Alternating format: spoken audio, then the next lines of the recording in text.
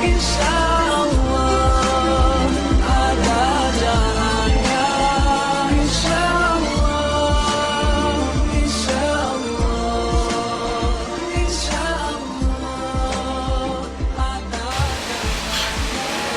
Bismillahirrahmanirrahim. Assalamualaikum warahmatullahi wabarakatuh. Illa hadrat Nabi Mustafa Muhammad Rasulullah sallallahu alaihi wasallam kiram al-Fatihah. A'udzu billahi minasyaitonir rajim. Bismillahirrahmanirrahim. Alhamdulillahi rabbil alamin arrahmanir rahim maliki yaumiddin. Iyyaka na'budu wa iyyaka nasta'in. Ihdinas siratal mustaqim.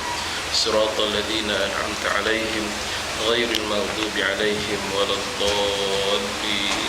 Amin. Allahumma salli ala Sayyidina Muhammad wa ala ali Sayyidina Muhammad. Allahumma salli ala Sayyidina Muhammad wa ala ali Sayyidina Muhammad. Allahumma salli ala Sayyidina Muhammad wa ala ali Sayyidina Muhammad. Allahumma salli ala Sayyidina Muhammad wa ala ali Sayyidina Muhammad. Allahumma salli ala Sayyidina Muhammad wa ala ali Sayyidina Muhammad. Allahumma salli ala Sayyidina Muhammad wa ala ali Sayyidina Muhammad. Allahumma salli ala Sayyidina Muhammad wa ala ali Sayyidina Muhammad. Allahumma salli ala Sayyidina Muhammad wa ala ali Sayyidina Muhammad. Allahumma salli ala Sayyidina Muhammad wa ala ali Sayyidina Muhammad. Allahumma salli ala Sayyidina Muhammad. Ya Rabbi salli alaihi wa sallim. Alhamdulillah Rabbil Alamin alladhi arsala rasulahu bil huda wa dinil haq liyuzhirahu 'ala ad-din kullihi walau karihal musyrikun. Asyhadu an la ilaha illallah wahdahu la syarika lah wa asyhadu anna Muhammadan 'abduhu wa rasuluh. Subhanaka la ilma lana illa ma 'allamtana innaka antal alimul hakim. Allahumma rabbi shrah li sadri wa yassir li amri wahlul 'uqdatam min lisani yafqahu qawli ya dzal jalali wal ikram. Alhamdulillah, syukur pada Allah Subhanahu wa taala. Insya-Allah sambungan muka surat yang ke berapa? 29. Betul? Kalau ikut tanda ni ada tanda? Ada tak ada? 29. Ayat 162 161 162. Baru muka surat 28. Lama dah belajar. Baru 28 muka surat. Kat 2 tahun dah. Tafsir lama, insya-Allah. Bismillahirrahmanirrahim. Innal ladzina kafaru wa matu wa hum kuffar ulaika 'alaihim la'natullahi wal malaikati wan nasi ajma'in. Sesungguhnya orang-orang kafir keadaan mereka mati dalam kekafiran. Orang kafir dan dia mati dalam keadaan kekafiran. Maknanya dia bawa kafir tu sampai mati. Dia kafir sekarang, tapi mana tahu satu hari nanti dia berubah jadi beriman. Ini dia dah tak kafir lagi lah. Yang dikatakan kafir dan mati dalam kekafiran, dia mati sampai dia mati dalam keadaan kafir. Ni orang syirik. Dia orang syirik yang kepada Allah Ta'ala ni, dia bawa syirik tu sampai mati. Macam orang minum arak.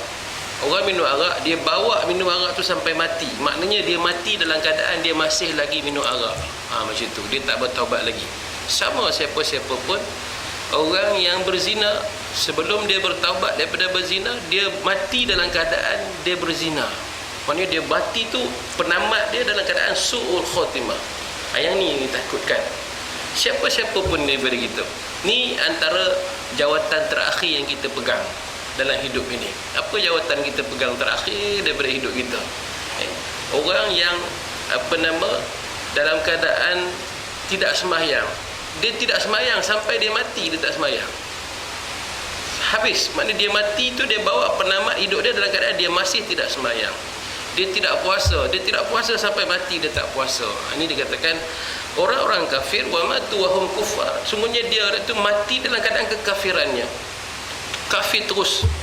Ulaika alaihim la'natullah, mereka itu mendapat laknat daripada Allah. Laknat, mak laknat dengan laknat pun dah takut dah. La'natullah wal malaikati wan nasi ajma'in. Laknat Allah, laknat malaikat, laknat manusia, kesemuanya sekali. Semua itu melaknat kepada orang-orang kafir. Bagaimana keadaan mereka besok di akhirat? Khalidina fiha, mereka kekal di dalamnya, la yukhaffafu anhumul azab wa lahum yunzarun. Tiadalah diringankan siksa mereka dan tiada pula mereka itu dipandang, dibiarkan begitu saja. Ini keadaan orang-orang kafir. Bagaimana? Yang dikatakan kekal berbeza dengan orang beriman. Orang beriman dia salah masuk neraka, salah, tapi ada harapan untuk keluar balik. Keluar balik daripada neraka, selesai hukuman, untuk dimasukkan ke dalam syurga, dipindahkan daripada tempat yang buruk kepada tempat yang baik setelah melalui proses azab, kerana dia masih beriman. Itu pun dah dengar dah takut dah. Tak kira lah macam-macam mana pun, kena minta jauh daripada azab api neraka. Jadi ni cerita nak masuk neraka ni, cerita orang kafir. Adakah kita selamat? Masya Allah, mungkin kita pun jauh daripada selamat tu. Maka Nabi mengajarkan kepada kita untuk membina tembok dinding antara kita dengan api neraka. Tuan-tuan, jangan buang masa menunggu perkara-perkara yang kita tidak ada kaitan di dunia ini. Sibuk bincang pasal jerebu. Apa kena-mengena kita dengan jerebu? Biarlah jerebu-jerebu lah. Kita beramal teruskan. Sesungguhnya Nabi kata puasa itu dapat membina tembok dinding antara kita dengan api neraka. Sudahkah kita bina tembok kita dengan api neraka? Puasa membina sebagai tembok pemisah antara kita dengan api neraka. Dengan berpuasa selamat kita daripada api neraka. Puasa dah, kuatkan. Ramadan dah selesai, maknanya puasa sunat kena tambah puasa sunat. Jangan tunggu. Itu hak puasa yang dalam sebulan paling kurang 3 hari. Hak puasa paling kurang sebulan 3 hari kena cari masa. Kalau kita dapat puasa Isnin Khamis dah ada 8 hari. Seminggu 2 kali Isnin Khamis. Khamis tak larat, ambil hari Isnin saja, jadilah.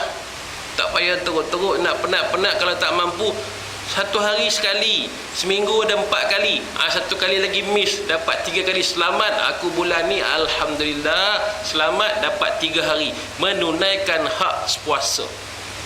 Hak puasa 3 hari seminggu 1 bulan kena buat. Cari jalan kat mana. Kerana apa? Dia adalah pembinding tembok antara kita dengan api neraka. Itu yang dimintakan, ya Allah, Allahumma ajirna minan nar, Allahumma ajirna minan nar, Allahumma ajirna minan nar. Itu yang waktu biasa-biasa yang kita minta, dia renewkan balik, minta jauhkan kami daripada api neraka. Kata dalam hadis, orang yang minta jauh daripada neraka sebanyak 3 kali, neraka akan menjauhkan diri daripada dia. Minta neraka tu jauh, tiap-tiap hari minta jauh sebanyak 3 kali, diulang-ulang, neraka akan menjauhkan diri. Neraka kata, kau tak minta aku pun dari dulu. Dan barang siapa minta syurga sebanyak 3 kali, minta syurga, Allahumma inna nas'aluka ridhaka wal jannah, Allahumma inna nas'aluka ridhaka wal jannah, Allahumma inna nas'aluka ridhaka wal jannah wa na'udzubika min sakhatika wan nar. Ulang sebanyak 3 kali, maka syurga akan mendekat pada kita. Ulang-ulang ni sementara masih hidup, sementara ada masa, sementara ada ilmu, ada peluang Allah bagi, minta syurga, jauhkan daripada azab api neraka, na'udzubillah. Banyak mana? Ulang 3 kali.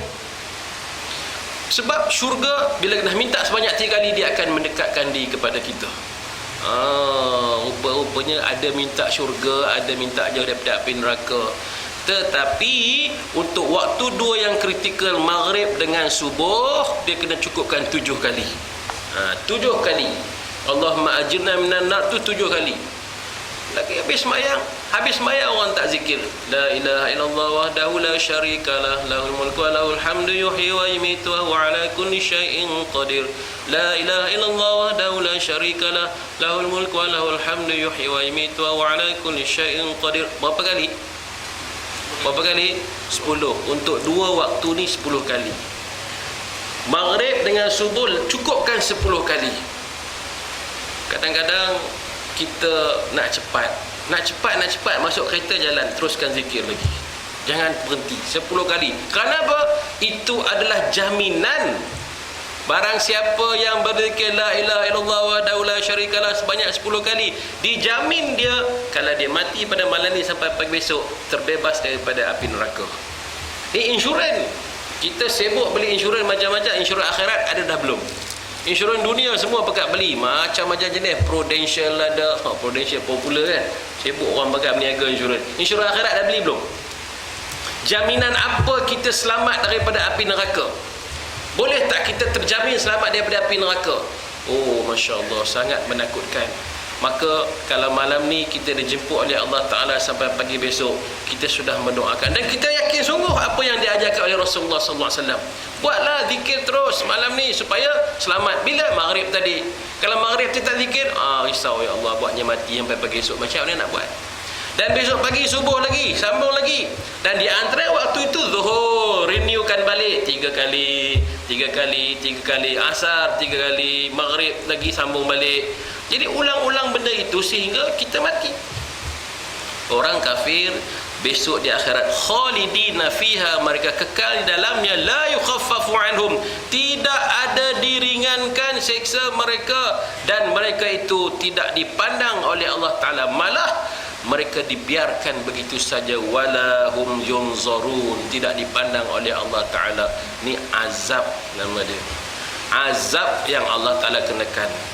Di akhirat kelak orang-orang kafir disuruh berdiri, lalu dilaknat oleh Allah, dituruti oleh malaikat dan sekalian manusia, semua melaknat dan mengutuknya. Bahkan mereka kekal selama-lamanya dilaknat dan dikutuk. Masya Allah, kena kutuk di dunia pun tak tahan dah, ini dilaknat oleh Allah, malaikat, manusia seluruhnya. Semua berdiri, lalu siapa je kena, suruh tu kena melaknat dia. Tidak akan dikurangkan azab atau siksanya sehingga tidak pula mendapat perhatian dan dibiarkan Allah begitu sahaja. Allahu Akbar. Sebab itu jangan sibuk menolak dengan orang kafir ni. Kalau rajin nak pergi dakwah, ajak dia masuk Islam, alhamdulillah. Tapi kalau rasa-rasa payah, tak payahlah, sibuk dengan diri sendiri. Kadang-kadang kena banyak fikir tentang diri sendiri juga. Orang sekarang dia sibuk fikir hal-hal yang tak ada kaitan dengan dia, saya sebutkan pada awal tadi. Diri sendiri pun tak sempurna lagi, diri sendiri pun tak cukup lagi.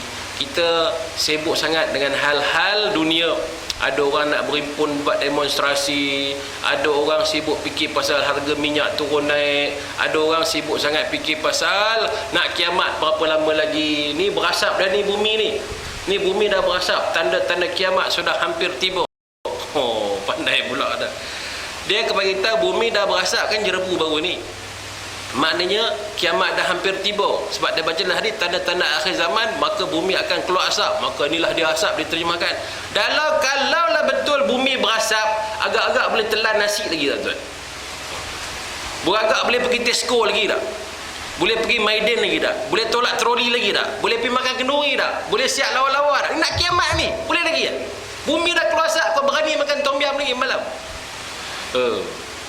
Gila, berhimpun penuh surau penuh dalam masjid, penuh dalam surau di mana-mana. Kenapa? Sebab dah nak kiamat. Yang tukang cakap dah bumi dah nak kiamat tu pun dia tukang forward je mesej, lepas tu dia pun hilang. Allahu Akbar. Ketika zaman Nabi SAW, sahabat bertanya, ya Rasulullah, apakah tanda-tanda berlakunya hari kiamat? Maka Nabi bagi tahu gini, Nabi kata, yang kau sibuk sangat tanya hari kiamat ni, apa persiapan kau? Apa persiapan kamu nak menghadapi hari kiamat? Itu je. Kalau pada diri sendiri, bilakah kiamat diri sendiri? Kiamat pada diri sendiri. Bila dah tua, mati itu kiamat pada diri sendiri. Kiamat alam ni bila hancurnya alam. Kiamat diri sendiri bila hancurnya bumi diri kita. Dia terlupa umur dah 60 ke atas, 70 dah nak kiamat. Nak kiamat. Tu bukan orang tua kiamat. Orang muda boleh tak kiamat awal? Allahu Akbar. Tiba-tiba hari ni gambar Mercedes 3 biji 3 orang mati dalam perjalanan, habis mana-mana. Yang kebalangan jalan raya 100 kereta habis, yang ditimpa, yang dihempap besi, yang kena kerin, yang macam-macam. Allah nak jemput, maka sibuklah dengan diri sendiri, berfikir tentang amalan-amalan kita sampai ke hari kiamat tu. Biarlah orang lain dengan hal orang lain. Kadang-kadang kita kena fikir juga. Sebab dalam Quran kata, qu anfusakum, jaga diri kamu. Jaga diri kamu. Sibuk hal orang sendiri pun tak betul lagi. Wa anfusakum wa ahlikum nara, dan ahli keluarga kamu daripada azab api neraka. balik perbetulkan diri kita supaya pagi besok subuh insya-Allah perform diri kita. Subuh kita dah bangun awal datang ke rumah Allah, perform, pastikan diri kita pagi-pagi dah keluar. Alhamdulillah, ni saya pesan dekat saya ni, lagi apa lagi, setiap waktu semayang dapat menunaikan qabliyah ba'diyahnya. Sibuklah dengan diri sendiri, memanjang tak sempat, sampai masbuk, sampai masbuk. Saya lah tu. Saya bukan cakap kat tuan-tuan, saya cakap kat saya. Pom sana, pom sini, ya Allah ya Tuhan. Letihnya, macam mana nak perform diri sendiri hebat. Yang sibuk sangat hal orang, semayang sunat qabliyah pun tak dapat. Tu orang tu datang awal surau, dia tak pandai baca surat khabar, dia tak pandai mesej, tak ada WhatsApp, tak ada apa, mak nenek semua tak ada. Yang dia tahu cukup tu semayang, dia sampai waktu semayang. Mana lebih hebat antara dia dengan kita? Dah tentu dia subhanallah dipandang tinggi oleh Allah Ta'ala. Dia qabliyah ba'diyah dia cukup. Itu hak solat yang kena ditunaikan. Hak solat dalam tiap-tiap hari kita semayang ada 12 rakaat. 12 rakaat semayang sunat. Dalam hari disebutkan barang siapa semayang 4 rakaat Allah merahmatinya. Allah merahmatinya sebelum zuhur 4 rakaat. Nak dapat 4 rakaat pun tak dapat kita. 2 rakaat tu pun lihat. 2 rakaat sebelum subuh, 4 rakaat sebelum asar, sebelum zuhur, 2 rakaat ba'diyah zuhur. Dah berapa dah? Ulang balik, tak ingat. 2 rakaat sebelum subuh, 4 rakaat sebelum zuhur, 2 rakaat selepas zuhur. Berapa? 8. Malah kira lah tu, malah tunggu tengok. 8. Dia kena cukup 12. 2 rakaat sebelum asar. Berapa? 10. 2 rakaat ba'diyah maghrib. Dah ada 12. 12 kat situ dah. Kalau tak sempat sana, sempat cover dengan isyak. Isyak 2 rakaat sebelum isyak dapat 12. Alhamdulillah. 12 rakaat sebelum. Itu hak solat.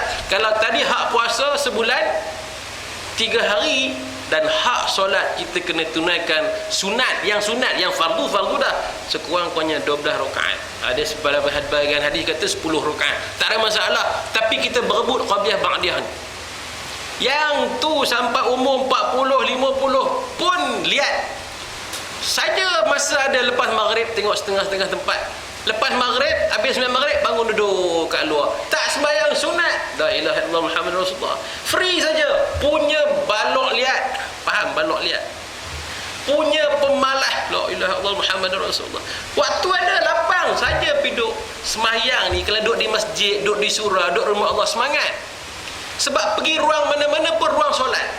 Dia tak ada, kalau dekat rumah, depan sana TV, Allah, tengok TV pula. Pergi ke dapur ada peti air, nampak lain pula. Pergi kat dapur tengok meja makan, lain pula. Tapi di masjid, di rumah Allah, semua ruang adalah ruang untuk ibadah. Silakan. Nak duduk bucu mana, silakan. Apa lagi? Solatlah. Saja lepas maghrib duduk saja, tak terfikir nak sembahyang ni. Ni dah tabiat daripada zaman dia muda sampai dia tua, memang balok liat, pemalas untuk sembahyang sunat. Di mana-mana akan berlaku macam tu. Saja free. Belum lagi cerita hifzul iman. Belum lagi sembahyang apa nama awabin. Banyak lagi nak kena sembahyang. Iya. Kiamat dah dekat. Siapa? Diri sendiri. Kiamat kita sendiri. Kalau kita tak terambah amal daripada sekarang, kita nak mati dalam keadaan apa? Nak mati dalam keadaan apa? Ya?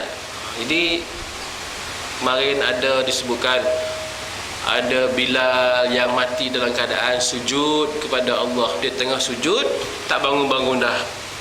Ada mati dalam keadaan tahiyat akhir, rupanya sedang pengamat dah. Dalam keadaan sembahyang dia meninggal dunia. Allah. Apa lagi mati dah di Masjidil Haram. Subhanallah. Hebatnya ganjarannya. Nabi kata barang siapa yang mati dalam perjalanan menuju haji, confirm syurga. Confirm syurga. Tak ada apa masalah lagi dah. Apa lagi mati terhempap itu, lagi dikira sebagai syahid. Tidak ada siapa-siapa nak protes lagi dah. Orang dunia ni macamlah kita kesian, memanglah kesian. Sedih, itu memang dah adat manusia biasa. Tapi ganjaran pahalanya syurga. Tentulah dia ni orang hebat. Waktu di sini dah hebat dah. Kalau gitu tahun depan nak pergi Mekah, dia kata. Pokok jatuh kerin mana satu lagi, 4 kata dia. Ada orang beria nak pergi mati dekat Mekah. tak mati juga. Buat macam-macam dah sana, teruk dah, sakit, tak mati. Balik-balik sampai airport, turun KLIA, kedebuk, jatuh mati ke situ. Rupanya dia mati kat KLIA. Tak mati juga kat Mekah. Ingat boleh buat-buat ke? Allah nak pilih masing-masing. Disembahyangkan oleh jutaan orang, 3 juta apa orang. Masya Allah. Allah marhamna, Allah marhum, Allah marhum wa'afi wa'afu anhu. Ampunkan dia ya Allah. 3 juta mohon ampun. Bayangkan macam mana. Apa lagi disemadikan di perkuburan Ma'ala bersama dengan tempat Sayyidatina Khadijah radhiyallahu anha. Masya Allah. Orang kita, siapa sangka biasa-biasa saja. Dia seorang guru, orang yang tak ada apa-apa pun, biasa-biasa saja. Tapi kalau Allah nak pilih, subhanallah, sampai akhir zaman akan berlaku. Ini sebabnya tuan-tuan, tak usah sibuklah hal-hal yang leleh sangat. Sibuklah dengan hadis sendiri, perbaiki amal supaya kita sentiasa perform dengan Allah Ta'ala, berebut qabliyah ba'diyahnya. Sebab kita tahu aku sendiri masih banyak lagi kejahilan-kejahilan dalam diri kita. Orang kafir, maka dia dilaknat oleh Allah, dilaknat oleh para malaikat dan dilaknat oleh sekalian manusia.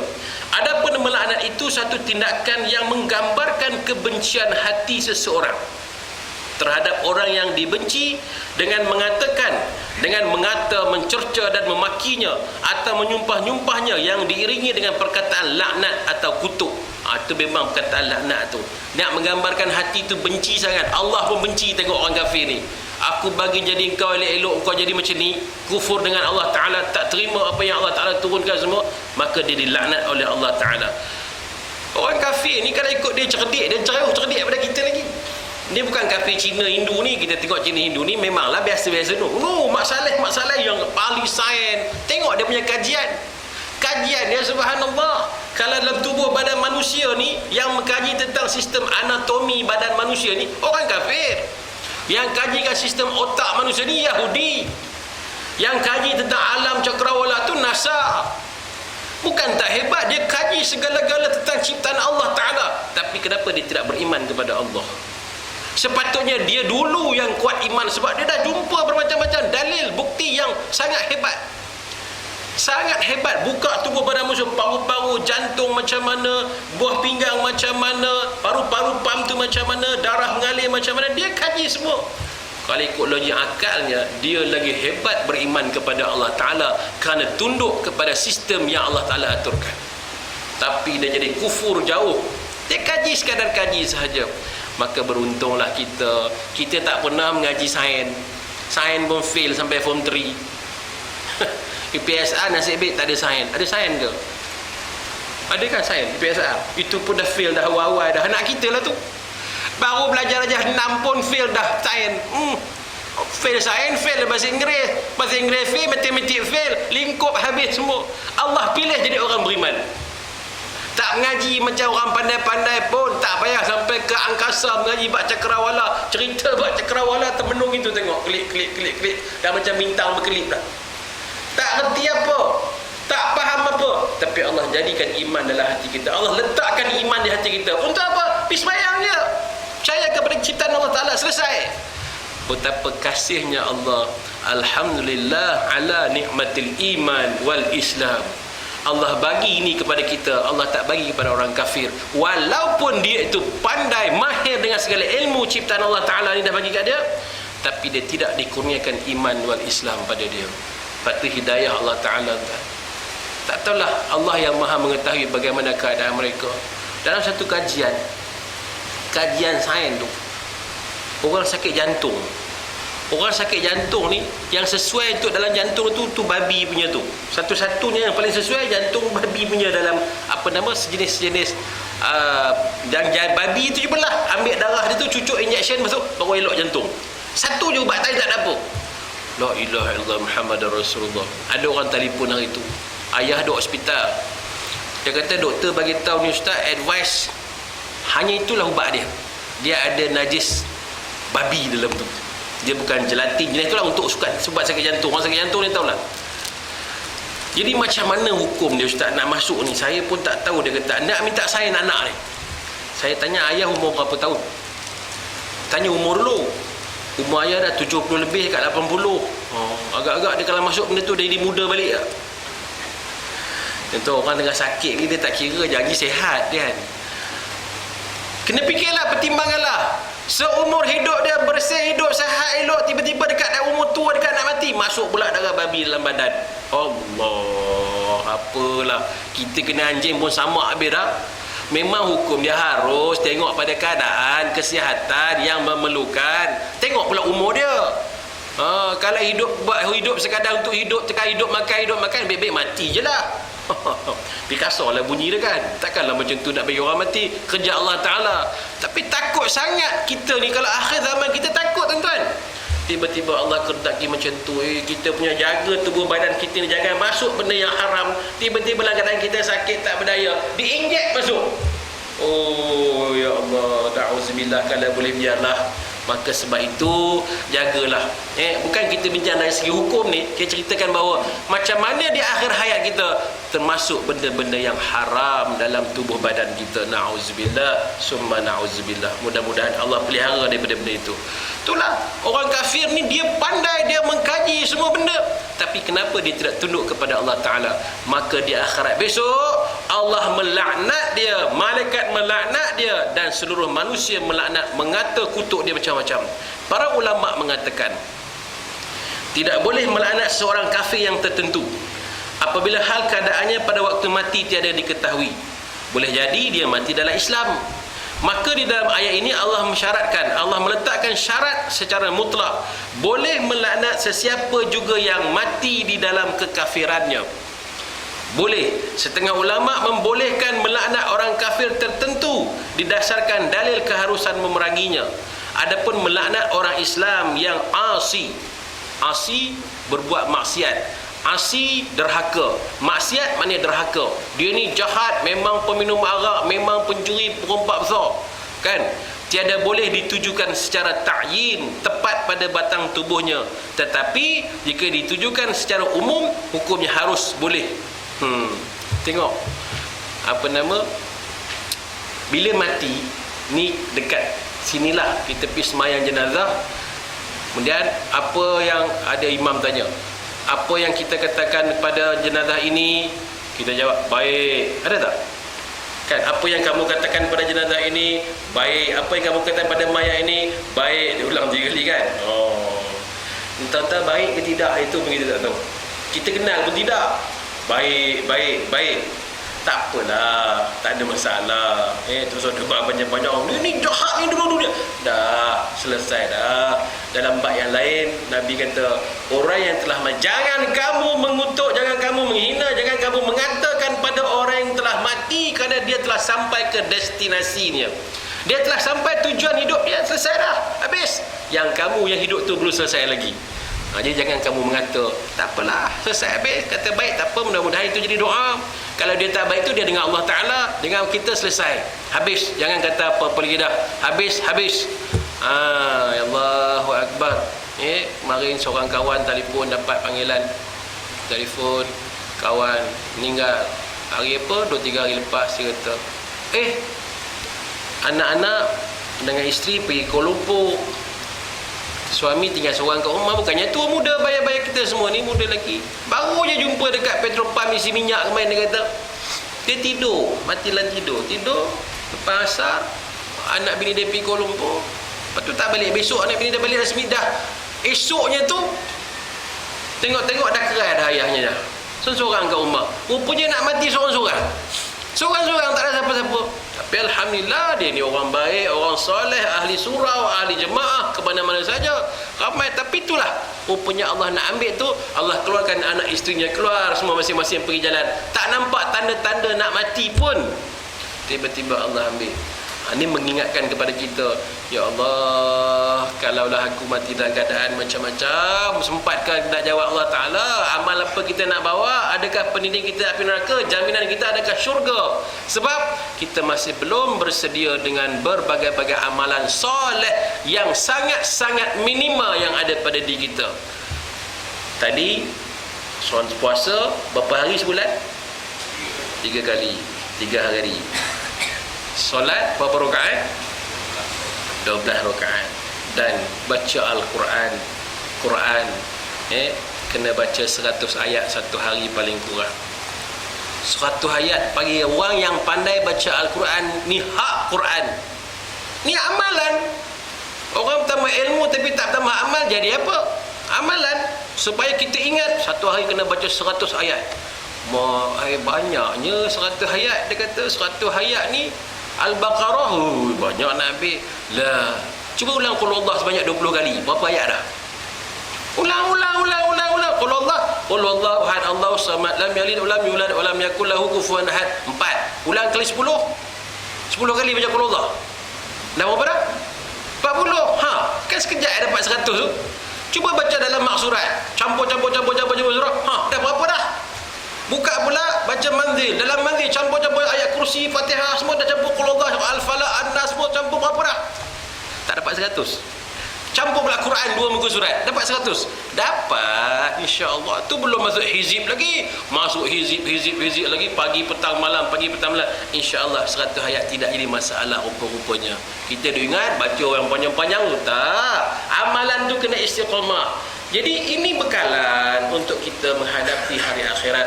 Kita buat yang termampu. Kita ni selalu pilih yang minimum sekali, yang pendek sekali. Kalau boleh sikit-sikit. Kalau kita selawat kepada Nabi SAW, sekali kita selawat, berapa kali Allah selawat pada kita? 10. Kita selawat 10, Allah selawat balik. Kalau 10 kali kita selawat 100, 10 kali ganda. Kalau kita selawat 100 kali, Allah selawat 1000. Kalau kita selawat 1000 kali, dijamin bebas daripada api neraka. Maka selawatlah 1000 kali. Satu hari 1000 kali. 1000 kali, jangan kurang. Yang mana satu selawat ni banyak ustaz? Dalam otak tu dah fikir yang pendek sekali lah tu. Kalau tanya selawat yang mana ustaz, yang banyak selawat? Banyak selawat. Kau nak yang mana satu? Dah tentu dia nak yang pendek sekali. Silakan. Tak ada masalah nak selawat yang panjang ke yang pendek. Jangan selawat 1000 kali hari ni. Nak cerita pasal ikhlas, nak cerita pasal niat kita betul tak betul ikhlas, belum tahap lagi. Kau jangan cakap banyak je lah, amal je dulu 1000 tu. Jalan dulu. Belum lagi zikir yang diajar oleh Imam Al-Ghazali dalam Ihya Ulumuddin. Hari Isnin baca apa, Selasa baca apa, Rabu baca apa, Khamis baca apa, Jumaat baca apa. Ingat ada zikir tu. Kat mana ada tempat? Zikir harian. Ni bukan. Isnin baca apa zikir? Yang zikir Imam Ghazali ajar tu. Itu amalan para sufi, para wali, bukan sebarang amalan. Tak ingat? Apa dia? Hari Isnin. Tak tahu. Lupa. Ada tampal kat rumah, tampal kat dinding. Ada kan? Lepas ni jangan tampal kat dinding, tampal dekat dahi. Baru ingat. Masuklah kepala, tampal dekat dahi. Ya Allah. Ingat sampai mati. Amalan yang simple. Ya Allah, ya Allah, ya Allah, ya Allah, ya Allah, ya Allah, ya Allah. La ilaha illallah, la ilaha illallah, la ilaha illallah. Ambillah. Jangan duduk saja. Amalan mulut saja. Ni kita cerita dalam tafsir ni, cerita orang kafir. Tak apalah orang kafir tu, pak dia dah selesai. Ni pak aku ni. Aku sebagai orang beriman kau dekat mana? Amalan kita dengan Rasulullah macam mana? Amalan kita dengan Allah Ta'ala macam mana? Yang diajarkan oleh Allah, yang diperintahkan oleh Allah, yang diajarkan oleh Rasulullah SAW, itu pun tak terbuat. Pasal apa? Pasal kita banyak malas daripada rajin. Ni nak masuk syurga tidak ada orang malas. Nak masuk syurga tidak ada orang jahil. Ni nak masuk syurga orang rajin dan orang pintar. Dia cari amalan-amalan yang hebat-hebat. Mana? Ni duduk dalam majlis ilmu ni. Kalaulah orang tahu, seluruh penduduk ni tahu bagaimana pentingnya hadir majlis ilmu, tuan-tuan, subhanallah, pasti mereka tidak akan mengajar. Tapi kerana ramai yang jahil, maka tak ambil kisah. Jahil. Pasal apa? Datang yang duduk dalam majlis ilmu, kata Nabi SAW, datang duduk saja. Engkau tertidur ke, kau terlelap ke, tak sedar diri, itu cerita lain. Duduk saja dalam majlis ilmu, maka dia mendapat 3 ganjaran besar. Pertama, lebih baik daripada sembahyang 1000 rakaat. Afdalu min solah. Lebih baik daripada sembahyang 1000 rakaat. Pernah ke sembahyang 1000 rakaat? Tak pernah pun semua hidup sembahyang 1000 rakaat. Paling banyak 20. Tu pun tarawih. Kan? Tu pun jangan bertekak dengan imam dah. Imam panjang sikit, mulalah. Tak ada 8 dia paling kuat kita nak dapat. Tapi duduk majlis ilmu sebagai amalan kita nak tambah hari, duduklah tuan-tuan. Kita ni lah bodoh. Kan jahil payah. Kita ni lah bodoh, mengaku je lah bodoh. Kan? Dah lah bodoh. Tak reti. Duduk main ilmu Allah nak bagi ganjaran pahala yang sangat besar. Lebih baik daripada sembahyang 1000 rakaat. Satu. Yang kedua, seperti dia menghantar 1000, bukan 1000, seperti dia menziarahi 1000 orang sakit. Ganjaran duduk dan hadir majlis ilmu seperti dia menziarahi 1000 orang sakit. Oh, besok hari apa? Ahad. Nak pergi hospital ya. Nak buat apa nak ziarah orang sakit? Berapa ramai? Ada dalam 1000 orang nak pergi ziarah besok. Lah kan nak raun katil hospital. 1000 orang nak ziarah. Ya Allah, tak habis. Tak 2 bulan pun selesai nak apa. Dah lah nak pergi ziarah susah, nak parking pun susah. Berapa orang pergi suka? Alah. Memang ganjaran besar ziarah orang sakit, tapi dugaannya besar. Dengan hadir majlis ilmu, Allahu Akbar, Nabi kata lebih ganjarannya Allah nak bagi seperti engkau ziarah 1000 orang sakit. Penting tak majlis ilmu? Penting. Dan yang ketiga, orang yang hadir majlis ilmu, duduk dalam majlis ilmu, ganjarannya seperti menghantar 1000 jenazah sampai ke kubur. Buka dalam kitab. Sebab itu kalau orang tahu kenapa berebut-rebut orang hadir majlis ilmu, kenapa orang tak mau tinggal majlis ilmu, tak kira lah faham tak faham tu nombor 22. Nombor 1, datang dulu. Allah, rupanya besarnya pahala dia. Aku dalam amalan tak banyak, sembahyang tahajud pun malas, Quran pun kurang, apa yang ada qabliyah ba'diyah panjang terlambat, masuk sembahyang masbuk memanjang. Habis apa amalan dia ada? Ni, hadir majlis ilmu, Allah naikkan martabat kita kerana duduk dalam majlis ilmu.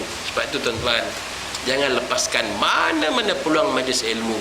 Hebat kan? Kalau kita tahu, maka orang akan kelang kabut cari majlis ilmu. Baik, cerita sebagai orang yang melaknat orang Islam. Macam mana melaknat orang Islam yang asi? Boleh tak melaknat orang asli Islam yang asi? Asi ni maknanya orang yang berbuat maksiat. Maksiat maknanya derhaka. Derhaka kepada Allah tu dikira maksiat. Maksudnya apa yang Allah suruh dia tak buat tu asi. Kita duk bayangkan bila sebut maksiat ni nampak kat mana? Nampak maksiat disebutnya nampak belah mana? Melaka Raya lagi? Pantai, maksiat tu kan? Dalam rumah ada maksiat tak? Derhaka. Anak tak sembahyang tu derhaka tu, maksiat lah tu. Anak boleh tidur tak sembahyang, sebab tu kita marah dalam bab sembahyang. Bab tak sembahyang minta maaf, no compromise. Bab lain tak apa. Tak tutup aurat, bukankah itu asi? Perintah tutup aurat ni bukan perintah abah, bukan perintah mak, bukan perintah ustaz, tapi dia adalah perintah Allah. Macam mana kita boleh lawan? Bila tidak tutup aurat, maknanya dia sudah buat asi. Berlawan perintah Allah Ta'ala, derhaka dengan Allah. Tu pakai pakaian yang subhanallah. Anak kita sendiri rupanya berbuat maksiat depan mata kita. Macam mana mak ayah boleh diam tengok maksiat anak depan mata? Qu anfusakum wa ahlikum naro. Lagi tuan-tuan, tengok, marahlah, hutanlah, bisinglah, popek-popek lah, tak apa. Biar dalam tak popek pun dia jadi macam tu. Kalau dia berhenti daripada popek-popek, besok jadi apa nak? Teruskan. Tak apa, tak ada masalah. Mudah-mudahan itu menjadi barakah pada anak-anak besok. Sebutlah, cakaplah dengan anak-anak. Maka orang yang mengerjakan maksiat tiada boleh ditujukan secara ta'yin. Maksudnya secara khusus kita tujukan kepada orang yang buat maksiat tu tidak boleh, kata Nabi, kata dalam setengah pendapat ulama. Tetapi ditujukan secara umum, itu hukumnya harus boleh secara umum gitu saja. Dia orang ni gini umum, tak tujukan pada orang. Maknanya mana tahu satu hari dia bertaubat, dia berubah, Allah Ta'ala bagi hidayah pada dia. Jangan kita terus hentam dekat dia. Tak, ni pendekatan dakwah Islam. Dia bukan hentam orang, tubuh badan dia gini tak. Jangan kamu mengata dekat orang, satu hari Allah balikkan kamu pula jadi macam dia. Jangan, na'udzubillah. Ada kan? Ada orang yang dulunya alim, bagus, duduk surau. Mana orang surau dulu? Seorang pun tak nampak dah. Mana habis terbalik habis? Yang dulu yang kita tak datang surau, kita dikata, dihina, dicaci semua. Apa ni dia orang ni, semua ni. Sekarang mana pergi orang surau dulu? Seorang pun tak nampak lagi dah muka, mana pergi? Macam itulah contohnya. Dah berubah jadi orang lain pula. Pasal apa dia macam tu? Jangan-jangan kamu mengata dekat orang, Allah balikkan hati kamu. Dia bukan cerita siapa punya surau. Cerita ni ini rumah Allah, bukan rumah bapa engkau punya rumah. Rumah siapa? Ahmad Albab yang punya rumah. Tak ada, ni rumah Allah, hak milik kita sama-sama. Sebab apa? Sebab banyak mulut duk ngata dekat orang. Daripada kemeriahan kita meraihkan, mengimarahkan rumah Allah Ta'ala, kerana hati yang busuk saling berdengki, akhirnya Allah pisahkan. Jangan main-main. Ini hak Allah, rumah Allah, sama-sama kita imarahkan. Kalau hak milik sama-sama, jangan siapa-siapa mengata dekat siapa-siapa. Semua orang ada hak di sini. Tidak ada berbeza-beza. Jangan ada permusuhan. Jangan ada perkara-perkara yang kecil-kecil kita nak besarkan. Allah, takat-takat selipar hilang pun bergaduh sampai 2 minggu. Hari itu saya bengang betul lah. Dia kata, bengang. Pasal ada ke jumpa dekat tepi tu dia tak salam saya? Allah tak salam pun kata. Sama-sama kita jemaah ni bolehlah lebih-lebih kurang, tak ada masalah. Hujan lebat hari tu dia curi payung saya, ustaz, sampai sekarang tak pulang balik. Saya geram betul. Payung jadi masalah besar no. Benda kecil-kecil biasa saja. Terlanggar, tersenggol, tercubit, tak apa, alah biasalah tu. Saling bermaaf-maafan, selesai. Ini hidup sesama Islam. Sebab tu dalam satu tempat tu qaryah ni, okey. Kalau mati ni juga lah orang yang nak hantar kita ke kubur. Ini juga orang yang nak tolong sembahyangkan jenazah kita. Inilah orang yang nak tolong doakan kita. Yang kita nak sombong sangat apa pasal? Yang kita nak rasa kita hebat sangat apa pasal? Tinggi sangat dah kita ilmu kita? Tak ada. Kita sama saja. Allah tak pandang pun semua itu. Kaya kita, harta kita, pangkat kita, Allah tak pandang. Yang Allah pandang siapa yang paling bertakwa. Yang ulang alik ke rumah Allah. Dalam hadis Sa'id Al-Khudri menyebutkan bahawa lihatlah orang yang berulang alik ke rumah Allah, itulah tanda orang beriman kepada Allah. Nak tahu siapa beriman kepada Allah, kerjanya berulang alik ke rumah Allah. Tu orangnya. Siapa orang tu? Itulah orang tua tu. Yang mana orang tua yang pencen, yang tak ada kerja, yang kamu hina tu? Itulah orangnya. Yang tu pilihan Allah. Yang kita yang kerja yang sibuk ni, kerana mana ada waktu kita sempat 5 waktu di rumah Allah. Saya tak tahu zuhur macam mana dekat sini, asar macam mana dekat sini. Alhamdulillah ustaz, hidup alhamdulillah. Tapi banyaknya mampus. Bukan mati, mampus. Zuhur mati tak ada, asar mati tak ada. Orang kerja ustaz, maklumlah. Kami ni orang taman ustaz. Orang taman ni bukan semua duduk sini ustaz. Ni hari cuti lagi semua pakat keluar macam terbang burung ustaz. Semua pakat hilang sini ni. Okey, habis surau ni siapa nak tengok? Itulah orang tua yang berulang alik ke rumah Allah tadi. Dia tetap hujan, ribut, petir, apa saja berlaku, orang cuti ke mana, dia tetap berulang alik ke rumah Allah. Bukankah dia dipandang mulia lagi oleh Allah? Inna akramakum indallahi atqakum. Jangan kamu menghina orang. Sebagaimana yang disabdakan oleh Nabi SAW, la'anallahu sariqu yasruqu baydata wal habla fanaqta'u yadah. Allah melaknat pencuri yang mencuri telur dan tali, maka akan kami kerat tangannya. Hadis Nabi bukan. Baginda SAW melaknat secara umum orang-orang yang mencacah dan kena cacah. Ni orang yang buat ukiran di badan, tattoo. Yang mencacah, yang kena cacah, yang tukang itulah, yang tukang buat tattoo dengan orang yang dibuat tattoo, yang tu dilaknat oleh Nabi SAW. Melaknat orang yang makan riba dan orang yang memberikan riba untuk dimakan oleh orang lain. Tak nampak pun riba ambil dimakan. Macam mana riba ni? Macam mana makan sambil duduk beriba ke? Apa itu riba? Tak nampak dah riba. Allah melaknat orang yang bagi makan riba dan orang yang memakan riba. Agak-agak siapa yang tukang buat sistem riba, yang tukang plan fikir sistem riba. Kalau orang pinjam banyak ni, kita kenakan cas banyak ni. Orang tu sampai kiamat dapat dosa. Berapa juta orang. Sistem kewangan. Alhamdulillah kita sekarang ada sistem kewangan Islam. Pergilah, pilihlah mana-mana sistem kewangan Islam kita nak selamat. Pegawai bank yang kerja di bank, dia tak selamat daripada riba kalau sistem bank dia tu ada riba. Habis macam mana? Carilah bank yang selamat. Banyak ada bank-bank yang selamat. Kenapa tak pilih bank yang selamat? Ada. Nak buat pinjaman, cari sistem yang selamat. Saya nak pinjaman Islamik, cakap betul-betul dengan orang bank. Nak beli kereta, saya nak pinjaman Islamik, cakap. Sebab kita ada pilihan. Dulu memang tak ada pilihan. Tidak, kita terlibat habis. Habis ni macam mana ustaz, dah 30 tahun 40 tahun beli rumah, 30 tahun ni bayar cepat-cepat, jangan sangkut pasal riba. Na'udzubillah, tu dilaknat oleh Allah. Cerita pasal ni, orang kafir dilaknat oleh Allah, malaikat dan manusia. Bagaimana dengan kita yang terlibat dengan riba? Tattoo, alhamdulillah selamat, tak ada tattoo. Dia duk sibuk cerita tu budak-budak Sabah tu ustaz, budak-budak Sabah. Biarlah kat dia orang. Yang kita, apa yang kita ada ni, riba kita terlibat. Riba kita terlibat. Tak boleh lari punya. Nak lari sana kena, lari sini kena, lari sini kena. Nak pakai kereta baru, nak pakai kereta lama, malu ke orang, aircon tak ada, kan tercabut enjin tengah jalan, brek pun tak makan, kelas pun putus, pakai KI 20, angin terbang, jerebu masuk dalam kereta. Nak pakai kereta baru, bila beli kereta baru ya sangkut riba. Belum lagi tu pinjaman pelajar-pelajar tu, tak tahu berapa persen kena riba. Saya tak sempat nak kaji benda tu. Dengar lu kata kena 4% apa semua. Pelajar pun kena riba. Yang dikatakan riba, pinjam banyak ni kena bayar lebih, riba dah tu. Habis. Jadi semua siapa yang mengajar? Ni sistem. Ni sistem yang direka untuk kenakan orang semua ni. Riba. Kalau sistem tu bebas dari riba, selamat. Maka selamat kita dunia dan akhirat. Bila sudah sistem tu bebas daripada riba, Allah turun dengan rahmat bagi kita. Sebab buat ikut Allah Ta'ala punya hukuman. Jangan buat ikut kita punya undang-undang, ikut Allah punya peraturan. Ni peraturan Allah Ta'ala kata ini.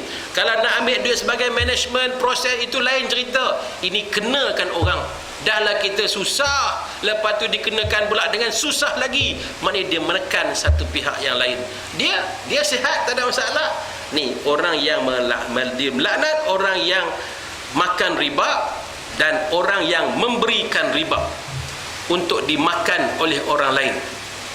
Ingat tuan-tuan, ni, dan melaknat orang yang mengaku dirinya berbapa kepada orang yang bukan bapa sebenarnya. Faham tu? Ni bapa angkat. Dibankan, yakni meletakkan di belakang namanya ban kepada orang-orang yang bukan bapanya, dibankan pada dia. Itu dilaknat oleh Allah. Jangan main-main dengan anak angkat, sebab itu merupakan nasab keturunan dan pertalian darah.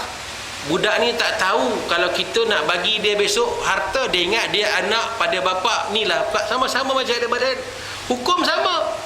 Anak angkat hukum sama. Aurat tetap aurat haram juga. Sebab dia cuma anak angkat, tak ada kaitan dengan apa-apa kita. Kita pergi tipu dekat IC, pintu dia ban kepada ban kita dalam surat beranak dia. Kerana kita tak nak dia malu kalau dia besar besok dia tak ada bapa. Maka kita bapa kita, hukum Allah Ta'ala kata melarang benda ni semua. Tak boleh. Biar dia tahu dia anak angkat, tak ada masalah. Nanti esok dia besar, esok dia ni. Tak ada. Kau jangan ikut kepala otak kau, ikut kepala Allah Ta'ala. Ikut apa yang Allah syariatkan. Ramai sampai sekarang ni serba salah. Mak serba salah nak bagi tahu dekat anak, yang anak ni anak angkat, takut dia lari, pergilah. Yang takut apa? Allah Ta'ala yang atur. Allah tahulah kalau Allah yang buat peraturan tu. Tak boleh dibankan kepada ban kita kalau tidak mau dilaknat oleh Allah Ta'ala. Kena betulkan balik, bagi tahu terang-terang, abang ni anak angkat mak sebenarnya, abang ni anak angkat ayah sebenarnya. Bila sebut anak angkat, maka semua harta warisan, harta pusaka tidak boleh dapat. Tapi haibah boleh. Nak bagi dekat anak angkat boleh. Pusaka dia tak boleh mempusakai. Harta daripada mak ayah tak boleh. Itu sebab adik bergaduh adik-beradik. Allah dah kata begini, kita pandai lagi daripada Allah Ta'ala. Itu satu. Yang kedua, aurat dia dengan adik-beradik. Kalau dia laki-laki, aurat dengan adik perempuan ni tak boleh. Walaupun itu adik angkat, tak boleh. Tak boleh. So macam mana untuk jadi mudah? Kalau ambil anak angkat dan susukan anak angkat. Kalau ada susu lah. Kalau menyusu, kelahir anak kecil, susukan anak angkat sekali. Maka dia jadi ibu susuan. Bila ibu susuan, selesai. Dia jadi pertalian ibu susu, haram berkahwin dengan anak susunya. Jadi saudara susuan. Boleh dalam keluarga kita. Tapi bin tetap bin sana juga. Bukan tukar bin, tak. Dia cuma jadi saudara susuan untuk mengharuskan aurat pada keluarga itu. Tidak apa-apa, menghalalkan. Jadi halal, ibu susuan halal, tak ada masalah. Kan senang. Orang ambil anak angkat ni, jangan main ambil dia jabatan kebajikan masyarakat, tak tahu nak macam mana seronok dapat anak. Betul. Tapi jaga-jaga, jangan tukar bin. Orang sekarang ni cukup tak takut dengan hukum Allah Ta'ala, tak takut langsung hukum Allah Ta'ala, buat main-main sahaja. Dan sebagainya dalam hadis yang sahih. Ayat yang berikutnya, wa ilahukum ilahu wahid la ilaha illa huwar rahmanur rahim. Bismillah.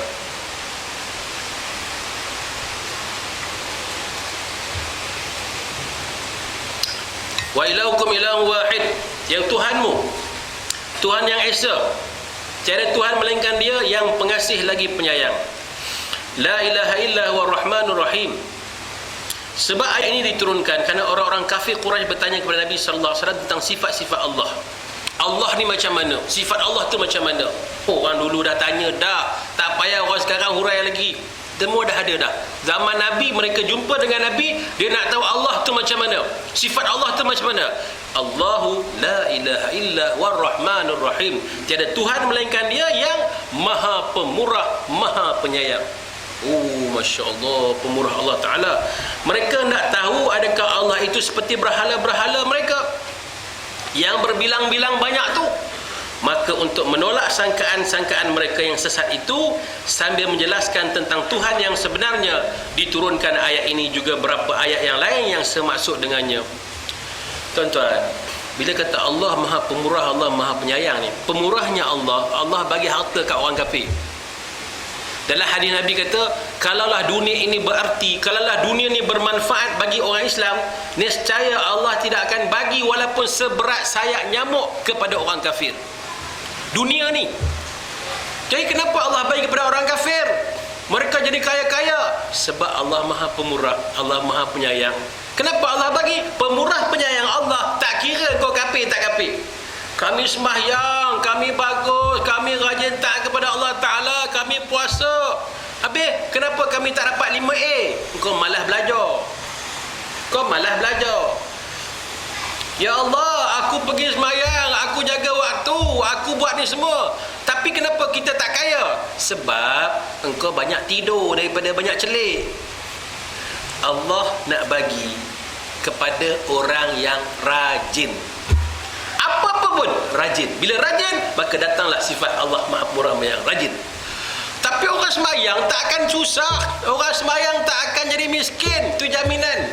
Orang rajin sembahyang, jaga waktu, dia tidak akan susah. Datang surau je dapat makan. Datang surau malam Jumaat. Sini buat malam Jumaat ada. Ada program.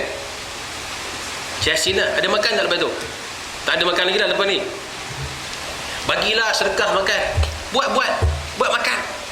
Bukan surau nak kena keluarkan duit, tak. Bawa ramai-ramai, umumkan tuan-tuan, potluck. Bawa sikit seorang-seorang semangkuk. Buat je setiap kampung. Bawa seorang-seorang sebekas air, kuih apa semua hantar. Kita buat biar meriah, biar diimarahkan. Lepas baca Yasin, lepas tahlil, lepas sembahyang, kita makan ramai-ramai. Orang ni bawa cekodok, orang ni bawa karipap, orang ni bawa kuih impit, orang ni bawa mi goreng, orang ni bawa makan. Tak payah surau kesesin pun mereka tak surau. Kalau kita bagi tahu yang kita nak buat program seperti itu. Bawa air secerik, 2 cerik bawa. Dia nak bawa cincau, nak bawa air soya bean, yang ni nak bawa air mil, silakan. Galakkan orang untuk beribadat. Ta'awanu 'alal birri taqwa wa la ta'awanu 'alal ismi wal ihsan. Ta'awanu 'alal birri taqwa, berlumba-lumba kita buat kebajikan. Tolong-menolong dalam buat kebajikan. Wa la ta'awanu, jangan kamu tolong kepada perkara yang maksiat. Perkara yang pergaduhan, tak mau. Ajak orang buka satu perkara, buka satu hal yang banyak orang boleh beribadah. InsyaAllah pada malam Jumaat kita akan buat bacaan Yasin. Programnya baca Yasin saja. Jadi kita harapkan tuan-tuan boleh bawa makanan-makanan dari rumah masing-masing. Orang nak beribadah, untuk bersedekah. Semua orang boleh beribadah. Jadi kita tak payah sedia pun, tak payah. Jangan risau, duit surau tak akan lari, malah makin tambah duit surau malam tu. Sebab apa? Tabung derma berjalan. InsyaAllah. Buat, imarahkan, cari satu perkara yang orang boleh ibadah beramai-ramai. Jangan tinggal kita saja. Ni kita fikir ni kan surau nak kena keluar duit. Tak, surau tak payah. InsyaAllah, yakin ramai orang nak. Untuk apa? Menjadi orang yang pemurah. Orang yang bersedekah ni, rajin bersedekah ini, menyebabkan sejuknya kemurkaan Allah. Hilang kemurkaan Allah, kepada kita dengan kita bersedekah. Jadi kalau rasa-rasa banyak perkara menyebabkan Allah murka dengan kita, kita bersedekahlah, insya-Allah hilang kemurkaan Allah pada kita. Sedekah, ganjaran pahala sedekah. Jadi kalau rajin bersedekah Allah bagi. Allah yang pemurah, Allah yang penyayang. Sifat pemurah penyayang Allah itu bagi kepada orang yang rajin. Orang yang rajin baca buku walaupun tak faham dan dengar periksa dah ni. Dia baca buku, dia buat kerja sekolah, dia ulang alik pergi sekolah, dia ulang alik, rajin pergi hujang balik, rajin buka buku tengok. Allah akan pandaikan dia kerana sifat rajinnya itu. Bukan budak tu pandai kerana cikgu mengajar. Bukan budak tu pandai kerana dia rajin pergi belajar, dia otak dia jadi pandai. Tak. Kerana dia rajin, Allah pandai. Rajin tu Allah ada boleh pandai, tu sifat yang Allah bagi pada dia. Kita ajarlah benda ni benar betul lah boleh. Bukan. Kalau dia malas maka dia akan benar. Kalau dia rajin dia akan pandai. Sama orang miskin, orang kaya, dia rajin dia akan senang. Hatta orang kafir yang tak semayang tu pun, macam mana dia, cuba tengok cara dia kerja. Yang niaga temikai tepi jalan, subuh pukul 6.30 dah niaga dah. Siapa nak beli pisang temikai pukul 6 pagi subuh ikut akal? Ikut logik kita pukul 10-11 kan ada tak, hari tu ada orang nak buat majlis nak perlukan 20 biji temikai. Kan? Subuh-subuh dah orang bincang temikai.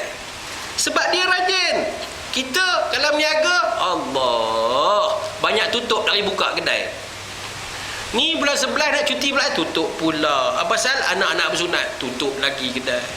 Dah anak bersunat pula tu, yang lu nak pergi kenduri, dah ada kenduri, tutup lagi. Orang bertunang tutup, orang kenduri tutup, orang pasang kemah dia tutup. Seminggu ada 7 hari, 2 hari buka, 5 hari tutup. Tu agak-agak nak melaju je ke? Tu saya tengok tadi, ya Allah, daripada perjalanan tu, dah penuh, semua kedai-kedai tu semua penuh. Orang meriah berniaga. Okey, ramai, jangan main-main sekarang. Dah jadi bandar. Sikit lagi tak tahulah daerah baru apa sini tu.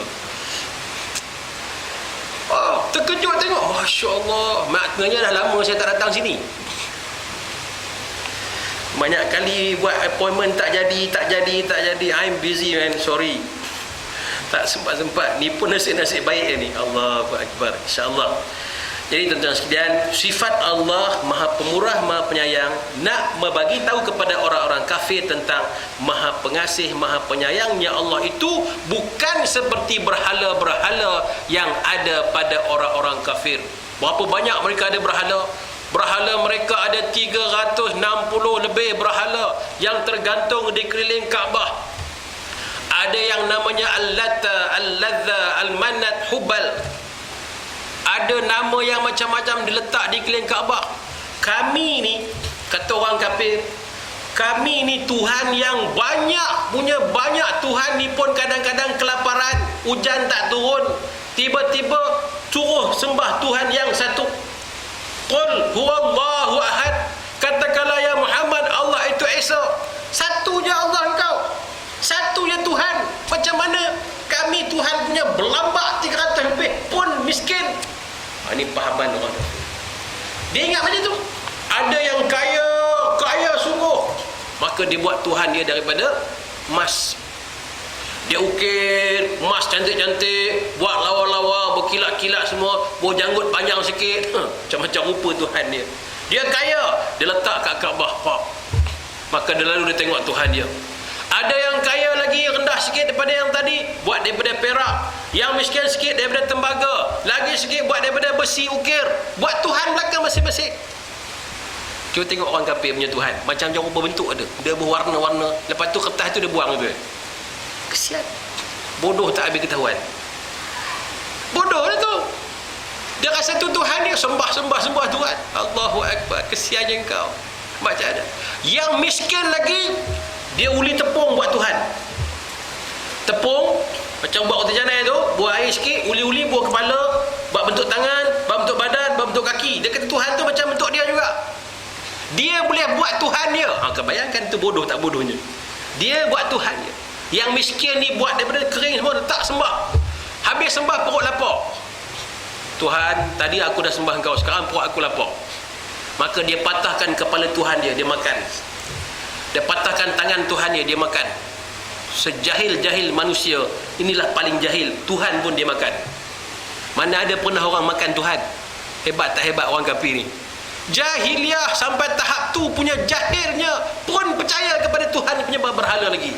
Allahu Akbar. Maka di antara ayat yang terkandung dalam surah Al-Ikhlas, qul huwallahu ahad, katakanlah olehmu ya Muhammad, Allah itu esa, Allahus samad, Allah itu tempat meminta. Lam yalid wa lam yulad, tiada ada beranak dan tiada pula diperanakkan. Walam yakul lahu kufuwan ahad, dan tidak ada seorang pun yang menyerupainya. So Tuhan ni macam mana?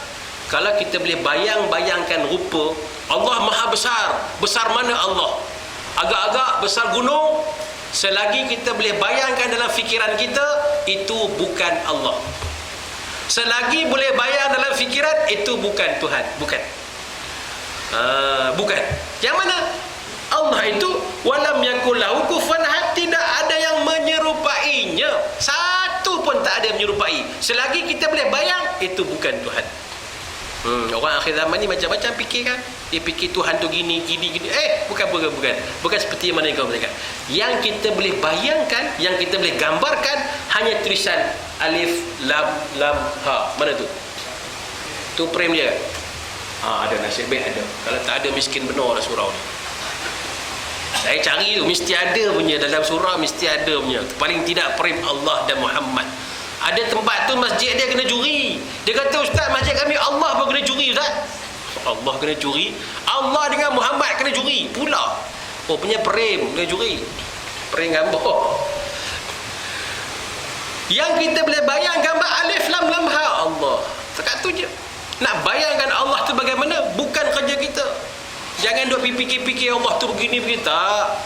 Allah itu tidak ada menyerupai dengan segala sesuatu. Sesuatu apa pun tak ada serupai.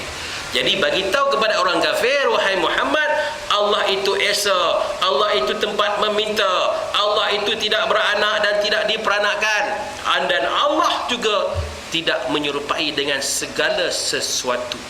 Maksud Tuhan yang esa ialah tidak berbilang-bilang, tidak dapat dipadankan dengan lain zat ketuhanan, tidak dapat diserupakan perbuatannya dan dengan perbuatan makhluk, dan tidak boleh diserupakan sifatnya dengan sifat-sifat makhluk. Jadi Allah itu ialah Tuhan yang esa pada zatnya, esa pada perbuatannya, esa pada sifatnya. Zat, perbuatan, sifat. Esa, tidak perlukan siapa-siapa, tidak serupa dengan apa saja.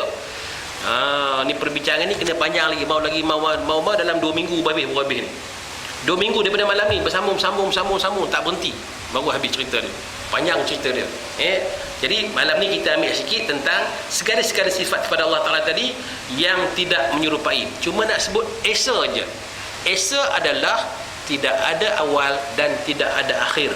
Dulu-dulu kita belajar masa sekolah rendah dulu, esa tu apa? Satu. Maka Tuhan itu satu. Takat tu je kita belajar. Habis. Nak bagi mudah faham, darjah satu, cukuplah. Esa tu apa? Tunggal. Maka tunggal habis. Takat tu je. Tak mau bahas-bahas lagi dah.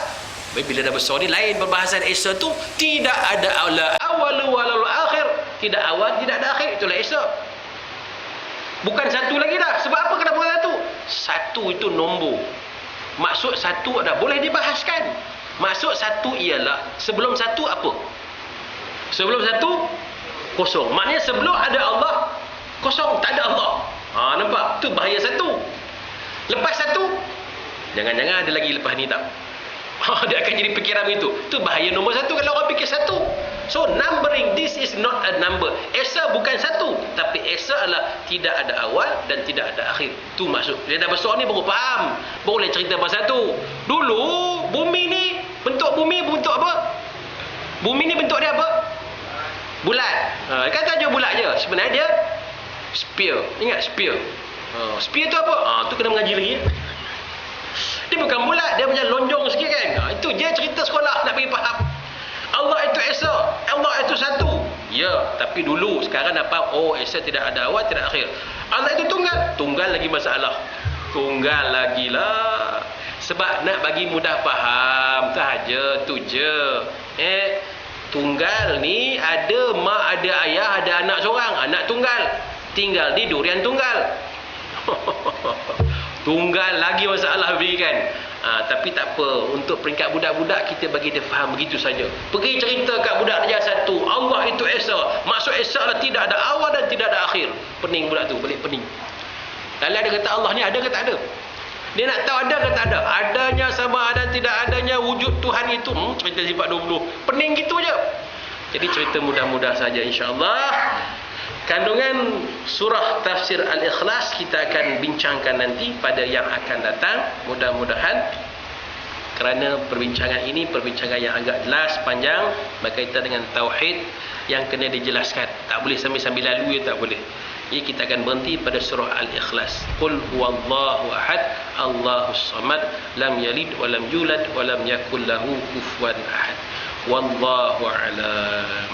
أعوذ بالله من الشيطان الرجيم بسم الله الرحمن الرحيم الحمد لله رب العالمين والصلاة والسلام على أشرف الأنبياء والمرسلين وعلى آله وصحبه أجمعين اللهم ارحمنا بالقرآن العظيم واجعله لنا إماما ونورا وهدى ورحمة اللهم ذكرنا منه ما نسينا وعلمنا منه ما جهلنا وارزقنا تلاوته آناء الليل وأطراف النهار واجعله لنا حجة يا رب العالمين سبحانك اللهم وبحمدك أشهد أن لا إله إلا أنت أستغفرك وأتوب إليك صلى الله عليه وسلم محمد والحمد لله رب العالمين السلام عليكم ورحمة الله وبركاته.